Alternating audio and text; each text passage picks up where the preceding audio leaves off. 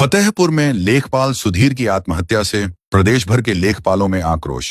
सरोजनी नगर तहसील में धरना, दोषियों पर कार्रवाई और परिवार को सहायता की मांग तेज।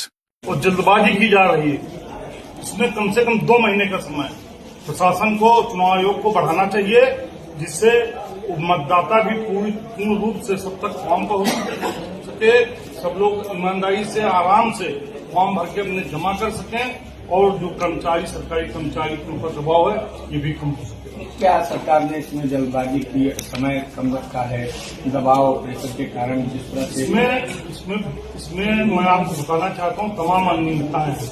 आज जो सन 2000 के मतलब 90 से 2000 के बीच में जो पहचान पत्र बने थे, जिनका सीरीज यूपी 30 HWI था, आज वो पहचान पत्र तो मेरे पास है, लेकिन जब उस पर पोर्टल पर उसको डाला जाता है तो वो कहीं बस्ती में खुल रहा है, कहीं आजमगढ़ खुल रहा है, दूसरे के पास शो करता है। इसी तरह अगर एक मकान में 12 लोग रहने वाले हैं किसी गांव में, क्षेत्र में, तो उसका 4 वोट इस बूथ में, 4 वोट दूसरे बूथ में पहुंच गया, 2 वोट दूसरी पोलिंग पे पहुंच गया, तो जो BLO है वो अपने बूथ को ही तो देखेगा। उन वोटों को ढूंढने के लिए आज BLO परेशान है। हर BLO के पास 200 से 250, 300 फॉर्म ऐसे हैं जो SIR खत्म होने का समय आ गया और BLO के पास अब भी ऐसे फॉर्म है जिनको मतदाताओं को चिन्हित नहीं कर पाया।